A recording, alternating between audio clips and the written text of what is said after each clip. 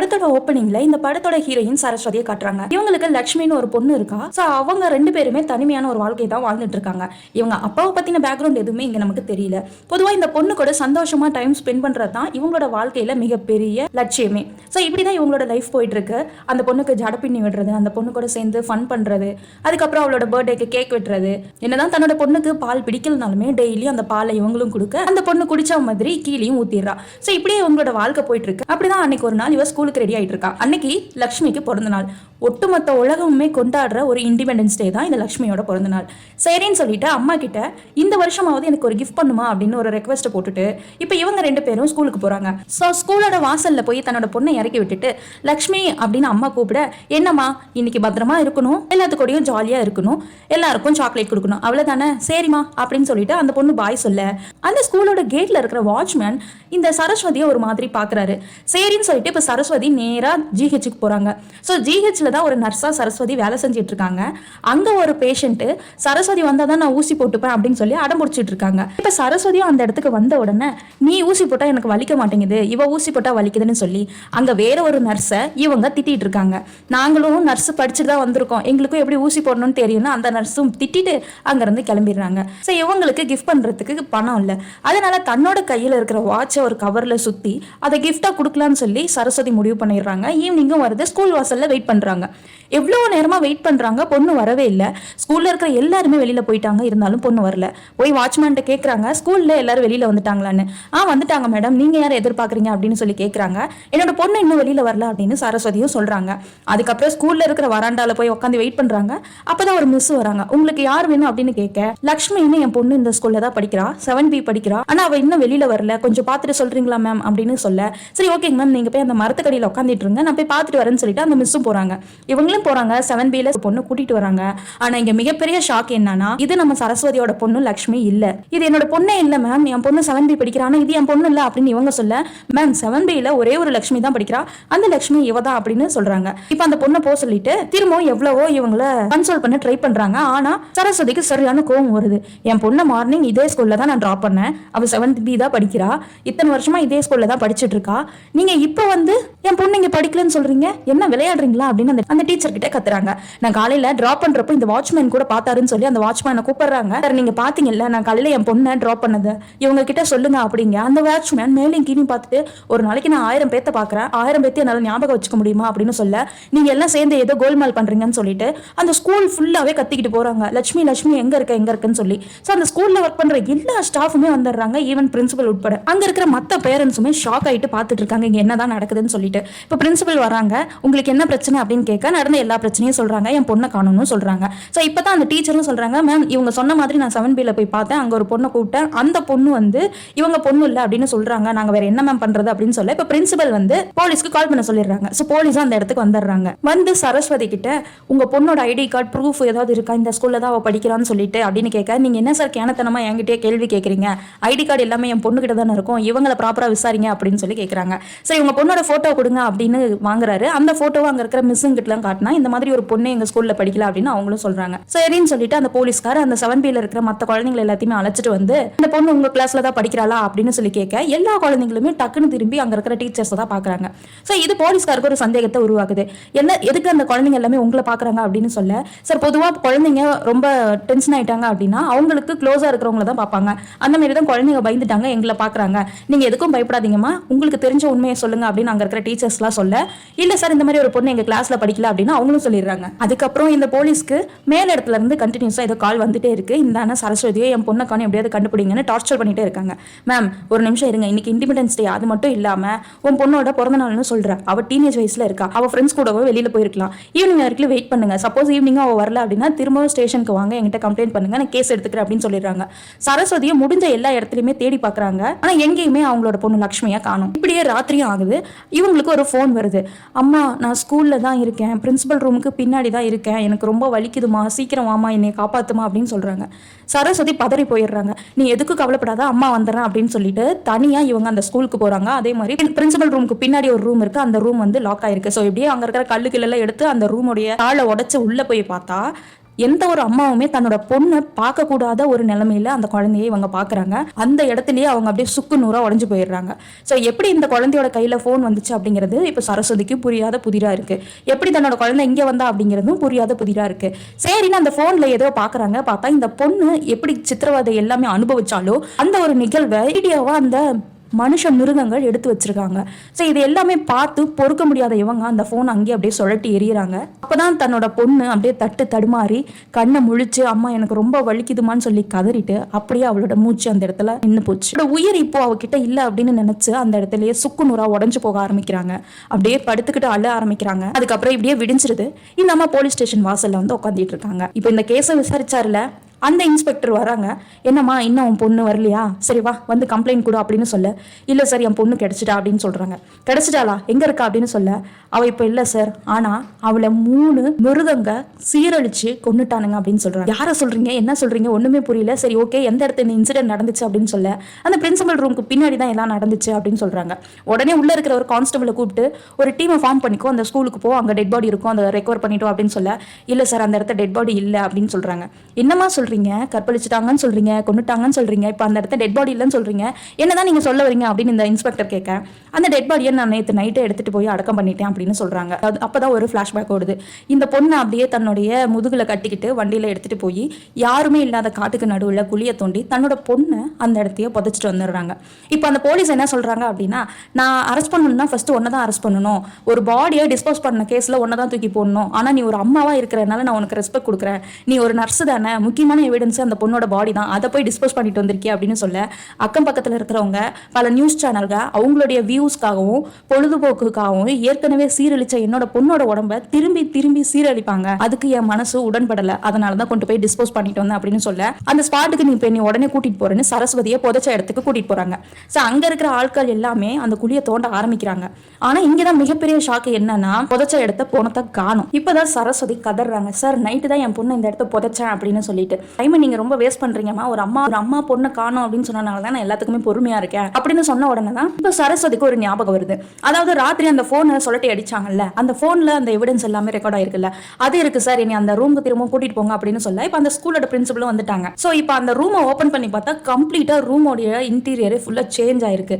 Sir ராத்திரி தான் நான் இங்க வந்தேன், இந்த ரூம் செட்டப்பே இப்படி இல்லை, எனக்கு தெரிஞ்ச வேற யாரோ இதுல ஃபுல்லா இன்வால்வ் ஆயிருக்காங்க அப்படின்னு சொல்ல, சார் இந்த ரூம் ரொம்ப வருஷமா இப்படியே தான் இருக்கு, இந்த அம்மா தான் ஏதோ பொய் சொல்லிட்டு திரியிறாங்க அப்படின்னு பிரின்சிபலும் சொல்றாங்க. இல்ல நான் இந்த இடத்துல தான் என் பொண்ணை கற்பழிச்சு போட்டிருந்தாங்க, இந்த இடத்துல தான் என் பொண்ணை தூக்குனேன், அதுக்கப்புறம் அந்த வீடியோவை பார்த்தேன், அந்த வீடியோ பார்த்த உடனே என்னால மனசு தாங்க முடியல, அந்த போனை சொல்லிட்டு இப்படி தான் அடிச்சா அப்படின்னு சொல்ல, இப்போ இந்த போலீஸ்கார் தன்னுடைய நிலையவே இழந்துடுறாரு.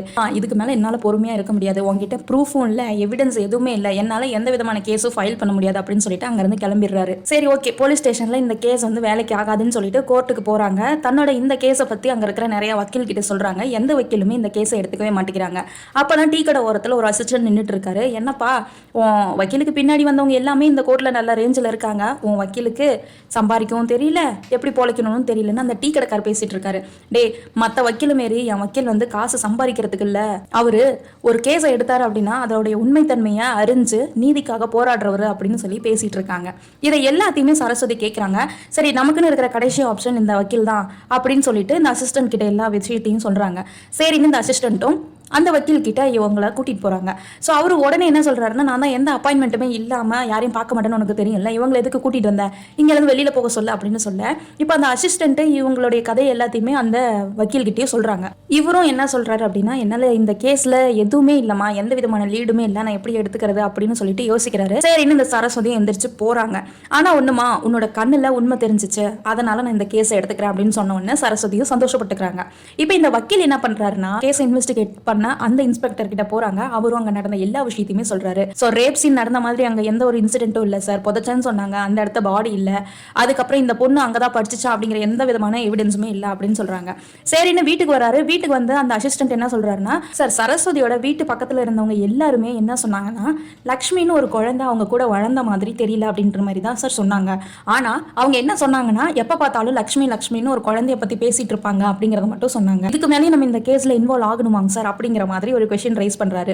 அப்பதான் இந்த வக்கீல் இருக்காருல்ல, அவருடைய ஆப்போனன்ட் இருக்காருல்ல, உன் வக்கீலுக்கு கொஞ்சம் கூட பொழைக்கவே தெரியல, இந்த லேடி இந்த கோர்ட் ஃபுல்லாவே அலைஞ்சு பார்த்துட்டாங்க, யாருமே இந்த கேஸை எடுத்துக்கல, ஆனா நீங்க மட்டும் எடுத்துக்கிட்டீங்க, எப்படி இதில் தோக்க தான் போறீங்கன்னு ட்ரிகர் பண்ணி விடுறாரு. இருந்தாலுமே எல்லாத்தையும் முறியடிச்சிட்டு இப்போ இந்த வக்கீல் வந்து உள்ள உட்கார்றாரு. ஸோ நேர்மையான ஒரு நீதிமான் தான் நீதிபதியா இருக்காரு. என்ன ராமானுஜம், அதாவது இந்த வக்கீல் பேர் ராமானுஜம். என்ன ராமானுஜம் புது கேஸ் எடுத்துட்டு வந்திருக்கீங்களா? பொதுவா நீதியை போற்றுவதற்காக தான் கேஸ் எடுத்துட்டு வருவீங்க. ஸோ அந்த மாதிரி இன்னைக்கு என்ன கேஸ் அப்படிங்கும்போது தான் ஒரு 12 வயசுக்கு மதிப்பு தக்க பொண்ணை ஸ்கூலில் அனுப்பிச்சி விட்டுருக்காங்க. ஸ்கூலில் எந்த விதமான எவிடன்ஸும் இல்லை, அங்கே சிசிடிவியும் ஒர்க் ஆகலன்னு சொல்கிறாங்க. ஸோ ஒரு அம்மாவாக இருந்து தன்னோட குழந்தைய காணோன்னு சொல்லி போலீஸ் ஸ்டேஷன் போயிருக்காங்க. அங்கேயும் கேஸ் எடுத்துக்கல. செக்ஷன் 223 படி எந்த விதமான எவிடன்ஸுமே இல்லாமல், எந்த விதமான ப்ராப்பர் வேலிடேஷன் இல்லாமல் ஒரு கேஸ் என்னால் ஃபைல் பண்ண முடியும். ஸோ அதை தான் நான் உங்ககிட்ட கேட்குறேன். ஒரு அம்மாவோடைய அன்புக்காக அந்த குழந்தைய கண்டுபிடிக்கிறதுக்கான ஒரு முயற்சியாக இந்த கேஸை ஃபைல் பண்ணும்படி நான் தாழ்மையோடு கேட்டுக்கிறேன் அப்படின்னு சொல்கிறாரு. அது மட்டும் இல்லாமல் அந்த பொண்ணு கற்பழிக்கப்பட்ட நிலைமையில இருந்ததை தன்னோட அம்மா பார்த்துருக்காங்க. ஸோ இந்த அம்மா தான் எல்லாத்துக்குமே சாட்சி. இதை யாருமே நம்ப மாட்டேங்கிறாங்க. அதுதான் இங்கே மிகப்பெரிய பிரச்சனை. ஸோ எனக்கு கொஞ்சம் அவகாசம் வேணும், கேஸ் ஃபைல் பண்ணணும் அப்படின்னு இவர் வாதாட ஆரம்பிக்கிறார். இப்போ நீதிபதியும் என்ன சொல்றாருன்னா, சரி உங்களுக்காக நானும் ஒரு வாய்ப்பு கொடுக்குறேன் அப்படின்னு சொல்ல ஃபர்ஸ்ட் ஹியரிங்ல அந்த ஸ்கூல்ல வேலை செய்யற பிரின்சிபல், ஸ்கூல் டீச்சர்ஸ் எல்லாத்தையுமே கூட்டிட்டு வந்து விசாரிக்கிறாங்க. சம்பவம் நடந்த அந்த நாள் அன்னைக்கு உங்க ஸ்கூலுடைய கரஸ்பாண்டன்ட் எங்க இருந்தாங்க அப்படின்னு சொல்ல அவர் லாங் லீவுக்கு போயிட்டாரு, ஸ்கூல்லயே அவர் இல்லை அப்படின்னு சொல்றாங்க. ஏன் அந்த கரஸ்பாண்டன்ட்டை கேட்குறாங்க அப்படின்னா, இந்த சரஸ்வதி இருக்காங்கல்ல, அந்த கரஸ்பாண்டன்ட், அந்த ஸ்கூலோட கரஸ்பாண்டன்ட்டும் தன்னோட பொண்ணை ரேப் பண்ணா அந்த வீடியோல இருந்துச்சு அப்படின்றத சொல்றாங்க. ஸோ இப்போ அந்த நேரத்திலே அவங்க லாங் லீவுக்கு போனாங்க அப்படிங்கும்போது இங்க மிகப்பெரிய கேள்வி உருவாகுது இல்லையா? ஸோ அதை வந்து அந்த நீதிபதி கிட்ட சொல்றாங்க. ரெண்டாவது ஹியரிங்ல அந்த ஸ்கூலோடைய கரஸ்பாண்டன்ட் இங்க வந்துட்டாரு. நீங்க எதுக்கு லாங் லீவ் போனீங்க அப்படின்னு கேட்க, எனக்கு ஒரு பிசினஸ் ரிலேட்டடான ஒரு மீட்டிங்ஸ் இருந்துச்சு, அதனாலதான் நான் லாங் லீவ் போனேன் அப்படின்னு சொல்லி அவரும் சொல்லிட்டு இருக்காரு. சரி ஓகே, உங்களுக்கும் அந்த போலீஸ்காருக்கும் என்ன தொடர்பு அப்படிங்க, நானும் அந்த போலீஸ்காரனும் ஒன்னா தான் படிச்சோம் அப்படின்னு இவர் சொல்றாரு. இப்போ இந்த ராமானுஜம் வக்கீல் என்ன கேட்கிறாருன்னா, நீங்க பண்ண தப்ப உங்க போலீஸ் ஃப்ரெண்டை வச்சு மறைக்கிறீங்களா? அதனாலதான் சிசிடிவி வேலை செய்யல, உங்க ஸ்கூல்ல இருக்கிற ஸ்டாஃப், உங்க ஸ்கூல்ல இருக்கிற வாட்ச்மேன் இவங்க எல்லாருமே ஒரே மாதிரியான பதில சொல்றாங்களா அப்படின்னு சொல்ல, இந்த சரஸ்வதி இருக்காங்கல்ல, அவங்க அந்த அசிஸ்டன்ட் கிட்ட ஏதோ ஒன்று பேசிட்டே இருக்காங்க. அசிஸ்டன்ட்டோ சார் பேசிட்டு இருக்காங்க, நான் பாயிண்ட்ஸ் எடுக்கணும், எதுவும் பேசாதீங்கன்னு சொல்லி டிஸ்டர்ப் பண்ணிட்டே இருக்காங்க. இந்த கரஸ்பாண்டன்ட் இருக்காங்கல்ல, அவருடைய வாதத்தை எல்லாமே எடுத்து வைக்க இங்க மிகப்பெரிய கான்வர்சேஷன் போயிட்டு இருக்கு. ஆனா சரஸ்வதியோட மைண்ட்ல ஏதோ ஓடிட்டு இருக்கு. அவங்களுடைய முகத்துல ஒரு மிகப்பெரிய அவலம் தெரியுது. திரும்ப அந்த அசிஸ்டன்ட் கிட்ட பேசிட்டே இருக்காங்க. சார் நான் சொல்றதை கேளுங்கன்னு சொல்லிட்டு. ஆனா அவர் கேட்கிற மாதிரியே இல்ல. ஆனா திடீர்னு சரஸ்வதி எந்திரிச்சு சார் அப்படிங்கிறாங்க. உடனே நீதிபதி, இந்த மாதிரி எல்லாம் கோர்ட்ல எந்திரிக்க கூடாதுங்க, நீங்க சொல்ல மாட்டீங்களா அப்படின்னு சொல்லி ராமானுஜத்தை கேட்க, ஒரு நிமிஷம் சார், அவங்க ஏதோ சொல்ல வராங்க அப்படின்னு சொல்லிட்டு போய் கேட்கறாங்க. இப்பதான் நமக்கே தெரியாத மிகப்பெரிய ட்விஸ்டிங் ரிவீல் ஆகுது. என்னன்னு பார்த்தா, இந்த ஸ்கூலோட கரஸ்பாண்டன்ட்டே அவன் இல்லையா. இதை பார்த்து அங்க இருக்கிற மொத்த மக்களும் கொந்தளிக்க ஆரம்பிக்கிறாங்க. அந்த ஸ்கூலை சேர்ந்த மொத்த மக்களுமே கொந்தளிக்க ஆரம்பிக்கிறாங்க. ஏன்னு பார்த்தா, இவர் தான் அந்த ஸ்கூல்ல 40 வருஷமா கரஸ்பாண்டண்டா இருக்காரு. ஆனா இந்த அம்மா திடீர்னு இவங்க இல்ல, அந்த வீடியோல இருந்தது இவங்க இல்ல அப்படின்னு சொல்ல, இப்ப நீதிபதியே சரியான டென்ஷன் ஆயிடுறாரு. எங்களுக்குலாம் என்ன வேலை இல்லைன்னு நினைச்சிட்டு இருக்கீங்களா? நீங்க 2 பேரும் என்ன பண்ணிட்டு இருக்கீங்க? இந்த கேஸ் இதோட முடிச்சு விட்டுறேன் அப்படின்னு சொல்லிட்டு ராமானுஜத்தை அசிங்கப்படுத்திடுறாங்க. இதனால இவரும் அவரோட அசிஸ்டன்ட்டும் சரியான கோவப்படுறாங்க. இப்பதான் அந்த அசிஸ்டன்ட் ஒரு ஆல்பத்தை கொண்டுட்டு வந்து இவங்க முன்னாடி போடுறாங்க. இது என்னது அப்படின்னு கேட்க, ஏமா உங்ககிட்ட எந்த ப்ரூஃப் இல்லாம நான் ஒரு கேஸை எடுத்தேன் அப்படின்னா அது உன்னுடைய தாயன்புக்காக தான், என்ன கொண்டுட்டு போய் இப்படி அசிங்கப்படுத்திட்டேன். இந்த ஆல்பத்துல தான் இந்த ஸ்கூலுக்கு வந்த எல்லா கெஸ்டோடைய போட்டோஸும் இருக்கு. இந்த ஆல்பத்தை நீ நல்லா பார்த்துட்டு அதுக்கப்புறம் இதுல யாராவது இருக்கானா அப்படின்னு சொல்ல இவங்களும் போட்டோஸ் எல்லாமே புரட்டி பாக்குறாங்க. அப்போ யாரோ ஒரு ஆளுடைய முகத்தை அடையாளம் காட்டுறாங்க. எது இவனா அப்படின்னு சொல்லிட்டு இப்போ வக்கீலும் அசிஸ்டன்ட்டும் சரியான டென்ஷன் ஆகுறாங்க, ஷாக் ஆகுறாங்க. இப்போ அந்த ராமானுஜமே கையெடுத்து கும்பிட்டு, இனிமே என்னால இந்த கேஸை எடுக்க முடியாதுமா, தயவு செஞ்சு இங்க இருந்து கிளம்பிடா அப்படின்னு சொல்ல, இந்த பொண்ணு எல்லா ஹோப்பையுமே விட்டுட்டு அங்கிருந்து கிளம்புது. ஸோ மக்கள் நிறைஞ்ச ஒரு பஜார்குள்ள நடந்து போகுது. அங்க ஒரு பாட்டிமாவை மீட் பண்ணுது. நான் கலெக்டர் ஆஃபீஸ்ல தான் வேலை செய்யறேன், நான் உனக்கு ஹெல்ப் பண்றேன் அப்படின்னு அந்த பாட்டிமாவும் சொல்லுது. சரின்னு இவங்களும் கலெக்டர் மீட் பண்ண போறாங்க. சார், இந்த மாதிரி குழந்தை வந்து மிஸ் ஆயிடுச்சு, ரேப் பண்ணிட்டாங்க, அதை போலீஸ் கிட்ட கம்ப்ளைண்ட் கொடுத்தா யாரும் எடுத்துக்கல அப்படின்னு சொல்ல, நீ ஃபர்ஸ்ட் போலீஸ்ல கம்ப்ளைண்ட் கொடுமா, அவங்க எந்த ஆக்ஷனும் எடுக்கல அப்படின்னா என்ன வந்து பாரு அப்படின்னு சொல்ல, இப்போ இந்த பொண்ணு அப்படியே எந்திரிச்சு நடந்து அங்க இருந்து கிளம்பிடுது. சரி, கீழே வர அந்த பாட்டிமா கீழே தொடச்சிட்டு இருக்காங்க. வெளியில மக்கள் எல்லாமே ஆர்ப்பாட்டத்துல இருக்காங்க. போலீஸ் எல்லாமே திரண்டுட்டாங்க. எந்த போலீஸ்னு பார்த்தா அந்த இன்ஸ்பெக்டர் இருந்தார்ல, அதே இன்ஸ்பெக்டர் தான். நீ என்னம்மா இங்கே அப்படின்னு சரஸ்வதியை பார்த்து கேட்க, சார் நான் உங்ககிட்ட ஒரு விஷயம் பேசணும் அப்படின்னு திரும்ப பேசிட்டே இருக்காங்க. சிசிடிவி ரூம் எல்லாமே செக் பண்ணுங்க, மக்கள் எல்லாம் போற இடத்துல எல்லாத்தையுமே செக் பண்ணுங்க, யார் உள்ள போனாங்க வெளியில வந்தாங்க அப்படின்னு சொல்லி இங்க ஏதோ ஒரு சம்பவம் நடந்திருக்கும் போல. சரி, இந்த மாதிரி கண்டினியூஸா பேசிட்டு இருக்கேன். சார், நான் தான் எல்லாத்தையும் கொன்னேன், 3 பேர்த்தையும் நான் தான் கொன்னேன் அப்படின்னு சொல்றாங்க. அதாவது இப்பதான் இங்க ஒரு பிளாஷ்பேக் ஓடுது. என்னன்னா, கலெக்டர் கிட்ட இவங்க பேசிட்டு இருப்பாங்கல்ல, நீங்க போலீஸ் கம்ப்ளைண்ட் கொடுக்கணும்னு சொல்லிட்டு, அப்பதான் நீங்களும் தானே சார் என் குழந்தைய கொன்னீங்க, ரேப் பண்ணீங்க அப்படின்னு சொல்ல, அந்த ஆள் அப்படியே மூஞ்சி அப்படியே நிமித்தி பாக்குறான். என்ன அப்படிங்கும் போது கையில ஒரு கன்னை எடுத்து அந்த ஆளை சோழியம் முடிச்சுட்டாங்க. அதுக்கப்புறம் ரோட்ல போயிட்டு இருக்காங்க. அங்க ஒரு அரசியல்வாதி இருக்கான். அவனுடைய கார் கண்ணாடியை தட்டி அந்த கார் கண்ணாடி இறங்கின உடனே அந்த ஆளையும் இவங்க கொண்டு இருக்காங்க. அதுக்கப்புறம் கோர்ட்ல ஒரு ரூம்ல இந்த பாட்டிமா வேலை செஞ்சுட்டு இருக்காங்க. அதாவது இந்த பாட்டிமா தான் இவங்களுக்கு எல்லா உதவியுமே செஞ்சிருக்காங்க. வச்சிருப்பாங்க போல. ஸோ அங்கே மிகப்பெரிய ஜட்ஜ் ஒருத்தர் இருக்கிறாரு, அந்த ஜட்ஜையும் இவங்க போட்டு தள்ளிடுறாங்க. இது எல்லாத்தையுமே நான் தான் பண்ணேன் அப்படின்னு இன்ஸ்பெக்டர் கிட்ட சொல்றாங்க. அதாவது இங்க தெரிய வரது என்னன்னா, அவங்க பொண்ணான லக்ஷ்மி இருக்காங்கல்ல, அவங்கள ஒரு கலெக்டர், ஒரு அரசியல்வாதி, ஒரு மிகப்பெரிய ஜட்ஜ், இவங்க 3 பேரும் தான் கற்பழிச்சு கொன்னாங்க. அதனால போலீஸ் எந்த விதமான ஆக்ஷனும் எடுக்கல. அதனால தான் என் குழந்தை செத்ததுக்கான ஜஸ்டிஸா நானே இதை பண்ணேன் அப்படின்ற மாதிரி கோர்ட்ல இவங்க கன்ஃபஸ் பண்ணிட்டு இருக்காங்க. கோர்ட் வந்து இவங்களை தண்டனை கொடுத்து ஜெயிலுக்கு அனுப்பிச்சிருச்சு. இப்பதான் அந்த அசிஸ்டன்ட் சொல்றான், அவங்க ரிவெஞ்ச் எடுத்திருக்காங்க அப்படின்னா அந்த பொண்ணோட மனசுல எவ்வளவு பெரிய ஆழமான வழியில இருந்திருப்பா அப்படின்னு சொல்லிட்டு. ஸோ இப்போ இவர் ராமானுஜம் என்ன பண்றாருன்னா, நம்ம கண்டிப்பா அந்த பொண்ணை வெளியில கொண்டுட்டு வரணும் அப்படிங்கிறதுக்காக அந்த பொண்ணை பத்தின டீட்டெயில்ஸ் எல்லாமே நம்ம கேதர் பண்ணணும் அப்படின்னு இவர் யோசிச்சுட்டு இருக்காரு. அப்பதான் நம்ம சரஸ்வதிக்கு ஒரு எக்ஸ் ஹஸ்பண்ட் இருந்திருக்காரு ஆதித்யா. இப்போ அவர் டெல்லியில ஏதோ ஒரு டாக்டரா வேலை செஞ்சுட்டு இருக்காரு போல. அவருக்கு ஃபோன் பண்ணா ஃபோன் பிக் பண்ண மாட்டேங்கிறாரா அப்படின்னு சொன்ன உடனே இப்போ அவரை நம்ம நேர்லயே பாத்திரலாம் அப்படின்னு சொல்லிட்டு ராமானுஜம் டெல்லிக்கு போறாரு. பார்த்தா வேற யாரும் இல்ல, நம்ம ஜீவா தான் அந்த டாக்டரே. உங்க எக்ஸ் ஒய்ஃபை பத்தி சொல்லுங்க அப்படிங்க. நான் ஒரு ஆபரேஷன் தியேட்டர்ல தான் நான் அவளை பார்த்தேன், அவளோட கண்ணு அழகா இருந்துச்சு, அது இல்லாம அவளுடைய நடவடிக்கை எல்லாமே எனக்கு பிடிச்சிருந்ததுனால நாங்க 2 பேரும் லவ் பண்ண ஆரம்பிச்சோம். அந்த லவ் பண்ண டைம்ல அவ என்னைய தொட்டு கூட பேச மாட்டா, மீறி நான் கையை தொட்டனாலுமே எடுத்து விட்டுட்டே தான் இருப்பா, என் மேல நம்பிக்கை இல்லாத மாதிரி தான் இருப்பா. அப்பதான் ஒரு பாட்டிமாவுக்கு நாங்க சர்ஜரி பண்ணணும் அப்படின்னு சொல்ல, அந்த பாட்டிமா இந்த டாக்டருக்கு, யாரு நம்ம ஜீவாவுக்கு நன்றியை சொல்றாங்க. எனக்கு நன்றி சொல்லாதீங்க, அந்த ஆபரேஷன் முடிகிற வரைக்குமே எக்யூப்மெண்ட்ஸ் எல்லாமே டைமுக்கு டைம் எடுத்து கொடுத்தது இந்த நர்ஸ் தான், இவங்களுக்கு நன்றியை சொல்லுங்க அப்படின்னு சொல்றாங்க. இங்க நோட் பண்ண வேண்டிய விஷயம் என்னன்னா, இப்ப நம்ம சரஸ்வதிக்கு கண்ணு கொடுத்து ஹெல்ப் பண்ண பாட்டி இருக்காங்கல்ல, அந்த பாட்டி தான் இந்த பாட்டி. இப்படி இவங்களோட நாட்களும் போக இவங்களுக்கு கல்யாணமும் ஆகுது. இருந்தாலுமே ஆண்கள் மீது கொஞ்சம் நம்பிக்கை இல்லாத மாதிரி தான் இவங்க இருக்காங்க. காரணம் இவங்களோட பேக்ரவுண்ட் அப்படி. அவங்களோட அப்பா அம்மா சிறு வயசுலேயே இறந்து போயிட்டாங்க, ஆர்ஃபனேஜில் தான் வளர்ந்துருக்காங்க. ஸோ ஒரு ஆர்ஃபனேஜில் வளர்ற பொண்ணு, யாரும் இல்லாத வளர்ற பொண்ணுடைய பேக்ரவுண்ட் எப்படி இருக்கும், அந்த சொசைட்டி அவளை எப்படி பார்க்கும் அப்படிங்கிறது எல்லாமே இவங்க கடந்து வந்ததுனால இவங்களுக்கு இந்த ரிலேஷன்ஷிப்குள்ள போறதுக்கு கொஞ்சம் பயமா இருக்கு. ஈவன் கல்யாணம் ஆனாலுமே ஜீவாவை முழுசா ஏத்துக்காம நடுவில் தலகாணியை வச்சு வாழ்ந்துட்டு இருக்காங்க. ஸோ இப்படியே இவங்களுடைய சில காலங்கள் போக திடீர்னு அவங்க மாமனார் மாமியார் குழந்தைய பத்தி கேட்க ஆரம்பிக்கிறாங்க. இதை பத்தி ஜீவாவும் வந்து கேட்கிறாரு. அப்பா அம்மாவுக்கும் ஆசை இருக்காதா, அவங்களுக்கும் அவங்களுடைய பேர் குழந்தைங்களை பார்க்கணும்னு ஆசை இருக்காதா அப்படின்னு சொல்ல, ஸோ அங்கதான் இவங்களோட பிரிவு ஆரம்பிச்சிருக்கு. இவங்க பொட்டியை கட்டிக்கிட்டு வெளியில வந்திருக்காங்க. அதாவது சரஸ்வதி என்ன சொல்லியிருப்பாங்கன்னா, குழந்தைங்கிறது பெத்துக்கிட்டா மட்டும்தானா, நம்ம அடாப்ட் பண்ணக்கூடாதா அப்படின்னு சொல்ல, அது எப்படி சாத்தியமாகும்னு ஜீவா கேட்டிருப்பாரு. ஸோ அதனால தான் இவங்க வீட்டை விட்டு வெளியில் வந்திருக்காங்க. ஸோ இப்போ நமக்கு கிளியராக ஒரு விஷயம் தெரிஞ்சிருச்சு, என்னன்னா லக்ஷ்மிங்கிறது இவங்களுடைய பை பர்த்ல பிறந்த ஒரு குழந்தையே இல்லை அப்படின்னு சொல்லிட்டு. இப்போதான் ராமானுஜம் நம்ம ஜீவா கிட்ட சொல்றாரு, ஒய்ஃபு ஒரு கொலை பண்ணிட்டு ஜெயிலில் இருக்காங்க, 3 கொலை பண்ணிட்டு ஜெயிலில் இருக்காங்க அப்படின்ற மாதிரி. ஸோ இப்போ இவருக்கு சரியான ஷாக்கு, குழந்தை சொந்த குழந்தை இல்லை, அப்போ அந்த குழந்தை யாரு அப்படிங்கிறத விசாரிக்க சொல்றாங்க. ஸோ போயிட்டு ப்ராப்பராக எல்லாத்துக்கிட்டையும் விசாரிக்கிறாங்க. ஹஸ்பண்டு பாய் ஃப்ரெண்டு அந்த மாதிரி யாராவது இருக்காங்களா, ஜீவாவுக்கு பிறந்த குழந்தை இல்லைன்னா வேற யாராவது குழந்தையா அப்படின்னு சொல்லிட்டு விசாரிக்க, இல்லை அவ ஒருத்தி மட்டும்தான் இருந்தா அப்படின்ற மாதிரி எல்லாருமே பதில் சொல்றாங்க. இப்போதான் அந்த சுடுகாட்டில் போய் அந்த லக்ஷ்மியை புதைச்சாங்க அப்படின்னு சொன்னாங்கல்ல, அந்த சுடுகாட்டில் இருக்கிற ஒரு ஆள் கிட்ட நம்ம ராமானுஜம் போய் பேசுறாரு. அன்னைக்கு நீ சுடுகாட்டில் தான் இருந்திருக்கணும், நீ ஏன் அன்னைக்கு இல்லை, அவங்க வந்து புதைச்சன்னு சொல்றாங்க, அப்போ வேற யாராவது வந்து அந்த பொண்ணத்தை தோண்டிட்டு போனாங்களா அப்படின்னு சொல்லி கேட்க, சார் அன்னைக்கு மழை பெஞ்சது எல்லாமே உண்மைதான், நான் இதே சுடுகாட்டில் தான் இருந்தேன், நான் சரக்கு அடிச்சிட்டு இருந்தேன், அப்போ அந்த அம்மா ஸ்கூட்டி பின்னாடி யாருமே இல்லை, ஆனால் தனியாக பேசிட்டு வந்தாங்க, எனக்கே ஷாக் ஆயிடுச்சுன்னு சொல்லிட்டு திரும்பவும் ஒரு பெக்கு போட்டேன், யாருமே இல்லாமல் யாரையோ இழுத்துட்டு போகிற மாதிரியும் தானாக குழிய தோண்டினாங்க, யாரையோ இழுத்து புதைச்ச மாதிரி, இந்த மாதிரி இவங்க பைத்தியம் முடிச்ச மாதிரி பண்ணாங்க சார். அதனால தான் அன்னைக்கு போலீஸ் கிட்ட சொல்லலான்னு போனேன், ஆனால் கோர்ட்டு கேஸ்ன்னு சொல்லி என்னை இழுப்பாங்க அப்படின்னு சொல்லிட்டு தான் அந்த இடத்த சொல்லலை. ஆனால் அன்னைக்கு அந்த அம்மா மட்டும்தான் இந்த சுடுகாட்டுக்கு வந்தாங்க, வேற யாரும் வரல அப்படின்னு சொன்ன உடனே ராமானுஜமுக்கு சரியான குழப்பம், என்னடா இங்கே நடக்குது அப்படின்ற மாதிரி. இவர் திரும்ப திரும்ப திரும்ப இதை பற்றி யோசிச்சுட்டே இருக்காரு.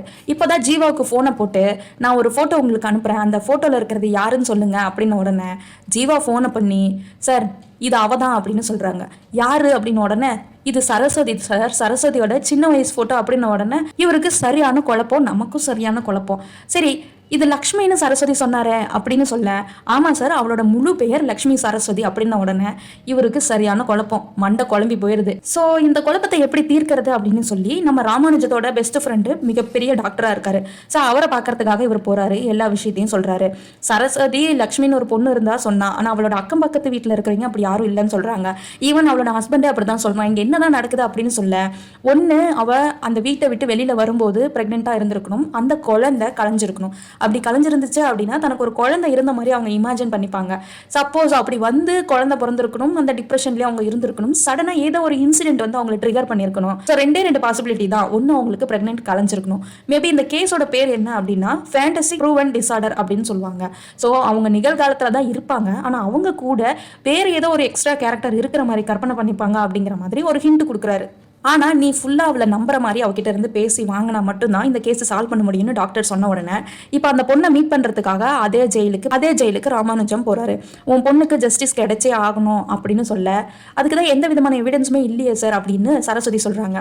எவிடன்ஸே நீதாமா, உன்னோட பிரெயின் தாமா அப்படின்னு சொல்ல, இப்ப டாக்டரை கூட்டிட்டு வந்து அவளுடைய பாஸ்டுக்கு போறாங்க.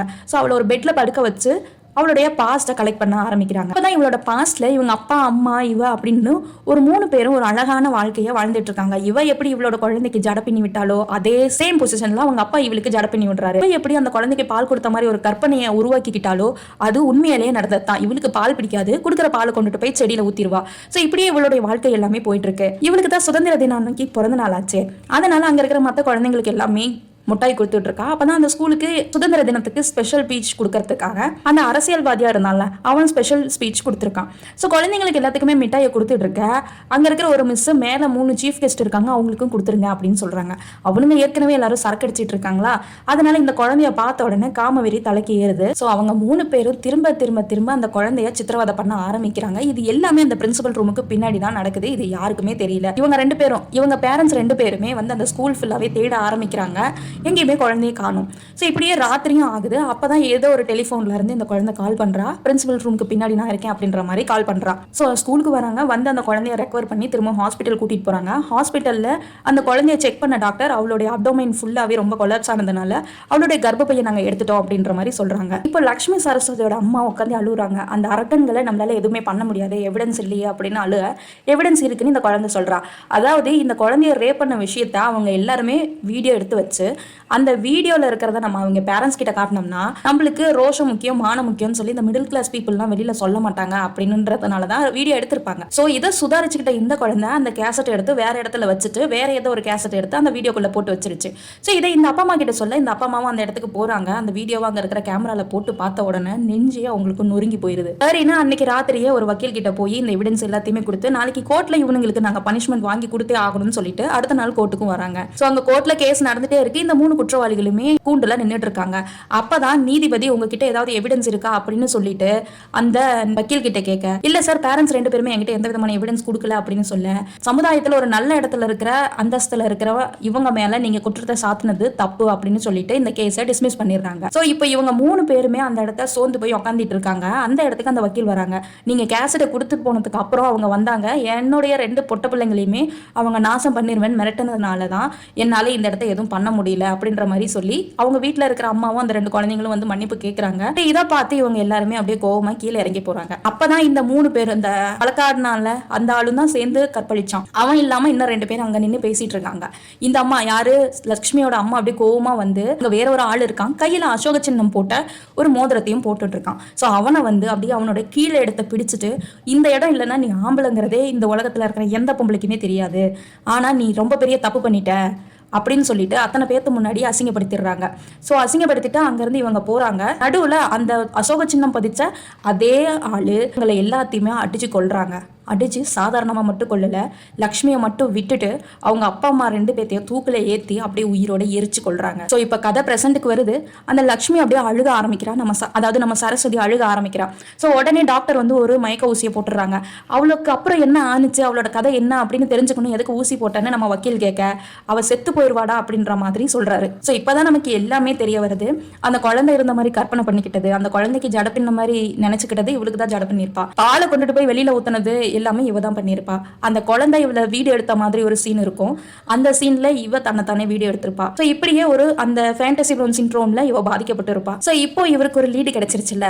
அந்த கர்ப்பப்பையை எடுத்த அந்த டாக்டர் கிட்ட கேட்க, ஆமா அந்த பொண்ணுக்கு நாங்க கர்ப்பப்பையை எடுத்துட்டோம் அப்படின்ற மாதிரி ஒரு சாலிடான எவிடன்ஸ் எல்லாமே கிடைச்சிருச்சு. ஸோ இப்போ கோர்ட்ல என்ன சொல்றாருன்னா, சார் லக்ஷ்மின்னு ஒரு பொண்ணே இல்லை, அந்த லக்ஷ்மிக்கு நடந்தது எல்லாமே சரஸ்வதிக்கு நடந்துச்சு, அவங்க இந்த ஒரு வியாதியினால பாதிக்கப்பட்டிருக்காங்க, அந்த 3 பேரும் தான் இப்போ இறந்து போன 3 பேரும் அப்படின்னு சொல்ல, இப்போ எதிர்கட்சி வக்கீல், சார் என்ன சார் சொல்றாங்க, ஃபர்ஸ்ட் லக்ஷ்மின்னு சொன்னாங்க, இப்போ சரஸ்வதி தான் லக்ஷ்மின்னு சொல்றாங்க, நம்மளோட நேரத்தை இவர் வீணடிச்சிட்டு இருக்காங்க அப்படின்ற ஒரு வாதத்தை அவர் எடுத்து வைக்கிறாரு. ஸோ தன்னுகிட்ட இருந்த அந்த டாக்டரை சாட்சியை கூட்டிட்டு வந்து கர்ப்பப்பை எடுத்த விஷயத்தை எல்லாத்தையுமே இங்க சொல்லிட்டு இருக்காங்க. இப்போ நீதிபதி என்ன பண்றாருன்னா, இவங்களுக்கு எக்ஸ்ட்ரா ஒரு வாய்ப்பு கொடுக்குறேன், ஸோ அந்த வாய்ப்புல நீங்க ப்ரூஃப் பண்ணிட்டீங்க அப்படின்னா லக்ஷ்மியை நான் விடுதலை பண்ணிடுறேன் அப்படின்ற மாதிரி நீதிபதியும் ஒரு வாக்கு கொடுக்குறாரு.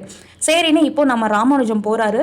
போயிட்டு ஹாப்பி பர்த்டே அம்மா அப்படின்னு சொல்லிட்டு நம்ம லக்ஷ்மிக்கு சொல்ல, இவ சிரிச்சுட்டே happy independence independence day sir அப்படின்ற மாதிரி போறான். இப்போ அன்னைக்கு இண்டிபெண்டன்ஸ் டே இல்லை, அதனால அங்க இருக்கிற கைதிகளுக்கு எல்லாத்துக்குமே ஸ்வீட் கொடுக்கறதுக்காக யாரோ ஒரு ஆள் வந்திருக்காரு. ஸோ அந்த ஆளுடைய கையிலையும் லக்ஷ்மி அவங்க அம்மா போய் ஒருத்தரை பிடிச்சால அந்த கையில இருந்த மோதிரமும் சேம். ஸோ அவனுடைய பேக்கெட்ல இருக்கிற அவனுடைய பேனாவையே எடுத்து கழுத்திலேயே குத்தி அந்த இடத்துலயே கொண்டுட்டான். ஸோ இப்போ லக்ஷ்மியை கூட்டிட்டு வராங்க, கூட்டிட்டு வந்து கோர்ட்ல நிக்க வைக்கிறாங்க. நீ எதுக்கு இத்தனை பேத்த கொலை பண்ண அப்படின்னு கேட்க, ஒரு வாயிலா ஜீவன் ஒரு மிருகத்தை கொன்னுட்டாங்க அப்படின்னா நான் பெயிலபிள் கேஸ் இருக்கு. ஆனா என் குழந்தைய 3 மிருகங்கள் திரும்ப திரும்ப திரும்ப கற்பழிச்சு அவங்க இப்ப வெளியில தானே சுத்திட்டு இருக்காங்க. உங்களுடைய சட்டமும் அதிகாரமும் என்ன பண்ணுச்சு? நானாவது என் குழந்தைக்காக வந்து இவ்வளவு போராடி இருக்கேன். ஆனா வெளியில எத்தனையோ மக்கள் கூனி குறுகி அவங்களோட வீட்டுக்குள்ள தானே இருக்காங்க. என்னோட இந்த நிலைமை இனிமே யாருக்குமே வரக்கூடாது, நான் ஒரு முன் உதாரணமா இருக்கணும்னு சொல்லிட்டு தான் இந்த காரியத்தை பண்ணேன்னு லக்ஷ்மி சொல்றாங்க. நீதிபதி உங்களுடைய வாதம் என்ன அப்படின்னு சொல்லி கேட்க, சார் இதே மாதிரி தான் ஒருத்தனை கற்பழிச்சவன நார்த் சைடு திரும்ப திரும்ப திரும்ப வெளியில விட்டு 300 பெண்களை அவன் சீரழிச்சிருக்கான். அதுக்கப்புறம் நீதியை நாடி நம்ம போனோம்னா நமக்கு நீதி கிடைக்காதுன்னு நினைச்ச அந்த பெண்கள் எல்லாருமே கோர்ட்டுக்குள்ளேயே வந்து அவனை அடிச்சு கொண்டாங்க. ஸோ இது மாதிரி நிறைய லக்ஷ்மி இந்த உலகத்துல இருக்காங்க. நீங்க கொடுக்குற ஒவ்வொரு தீர்ப்புமே இது எல்லாத்துக்குமே ஒரு முற்றுப்புள்ளியா இருக்கணும் அப்படிங்கிற மாதிரி சொல்ல, இப்போ அந்த ஜட்ஜ் என்ன பண்றாரு அப்படின்னா, லக்ஷ்மி நிரபராதி, அவளுடைய வியாதினாலதான் அவ பண்ணிட்டா அப்படின்ற மாதிரி ஒரு கவுன்சிலிங் மட்டும் கொடுத்தா போதும் அப்படின்ற மாதிரியும் சொல்லிடுறாங்க. ஸோ இப்படியே லக்ஷ்மி ஒரு இடத்துல உட்காந்துட்டு இருக்கேன், உனக்கான ஜஸ்டிஸ் கிடைச்சிருச்சுமா அப்படின்னு சொல்லிட்டு. அப்பதான் லக்ஷ்மி ஒரு வார்த்தை சொல்றா, என்னன்னா எங்க அப்பா அம்மாவுடைய ஆத்மா சாந்தி அடைஞ்சிருக்கும், என்னால குழந்தையே பெத்துக்க முடியாது சார், இனிமே என் ஹஸ்பண்ட் கூட நான் எப்படி சந்தோஷமா வாழ்றதுன்னு தெரியல அப்படின்னு ஒரு வார்த்தையை விட்டுருவா. இப்பதான் ராமானுஜத்துக்கு ஒரு ரிமெம்பர் வருது. என்னன்னா டாக்டர் என்ன சொல்லியிருப்பாரு அப்படின்னா, அவளுக்கு பாஸ்ட் லைஃப்ல நடந்தது எதுவுமே ஞாபகம் இல்லை அப்படின்னு தான் சொல்லியிருப்பாரு. அப்படிங்கிறப்போ இவ்வளவு டீடைல்ஸ் அவ எப்படி சொல்றா அப்படிங்கிறது தான் இவருக்கு ஒரு சந்தேகம். திருப்பியும் வந்து நீ நினைச்சது எல்லாமே சாதிச்சிட்டல, எல்லாமே பிளான் பண்ணி தானே நடந்துச்சு அப்படின்னு கேட்க, இப்போ அந்த இடத்துல ஜீவாவும் இருக்காரு. ஆமா சார், நாங்க 2 பேரும் பிளான் பண்ணி தான் பண்ணணும் அப்படின்ற மாதிரி கதை இப்போ பாஸ்ட்டுக்கு போகுது. அதாவது இவங்க 2 பேரும் குழந்தைய பத்தி பேசினாங்கல்ல, அதுக்கப்புறம் சரின்னு சொல்லி இவங்க 2 பேரும் ஒன்னா இருக்க போதுதான் அவளோட பாஸ்ட்ல நடந்த எல்லா விஷயமே இவளுக்கு ஞாபகம் வருது. இதை வந்து ஜீவா கிட்ட சொல்லும் போதுதான் நம்ம இதுக்கான ரிவெஞ்ச் எடுத்தே ஆகணும்னு ஜீவா ஐடியா கொடுத்தது தான் இந்த ஃபேண்டசி ப்ரௌன் சிண்ட்ரோம் அப்படிங்கிறது. ஸோ இதுக்காக தான் ஒரு வீடு அங்கேயே ரெண்ட் எடுத்து இவ கோச்சிக்கிட்டு போற மாதிரி போய் அங்க யாருமே இல்லாத தனிமையில ஒரு பொண்ணு கூட பழகிற மாதிரி பண்ணி எல்லாத்தையும் நம்ப வச்சு இவ்வளோ பெரிய காரியத்தை பண்ணி முடிச்சிருக்காங்க. நாங்க உங்களை பக்கட காய பண்ணிட்டோம், எங்களை மன்னிச்சிருங்க அப்படின்னு கேட்க, ஒரு ஜஸ்டிஸ்க்காக தான் நீங்க போராடி இருக்கீங்க பரவாயில்லன்னு சொல்லிட்டு அப்படியே இந்த படமும் முடியுது. இந்த படத்துல இவ்வளோ ட்விஸ்ட் வரும் அப்படிங்கிறத நீங்க எக்ஸ்பெக்ட் பண்ணீங்களா இல்லையா அப்படிங்கிறத கமெண்ட்ல சொல்லுங்க. இந்த வீடியோ உங்களுக்கு பிடிச்சிருந்துச்சுன்னா ஒரு லைக் பண்ணிட்டு நம்மளோட சேனலையும் சப்ஸ்கிரைப் பண்ணிக்கோங்க. தேங்க்யூ.